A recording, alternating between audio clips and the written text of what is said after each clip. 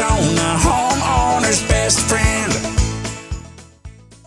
On the pool equipment itself, if you've got like a crack in the line as it's coming to the pool, I mean, what kind of precautions do you have to take digging down on the outside of that pool to fix that? Because I can't imagine you'd want a big open gaping spot. I mean, that shotcrete against the dirt is designed to be part of the pool system. Correct. It's not just the shotcrete itself. You can't dig out half of one side of a pool and expect it not to collapse out. Correct. So a lot of times if it's close to the shotcrete shell and it's really, really deep, we're forced to go on the inside wall and hit through the shell itself. We won't dig down 7 to 10 to 12 feet to go around the outside. It just doesn't make sense. So you cut out a patch inside the pool, fix it, and then shotcrete it. Correct. So we'll pack it in.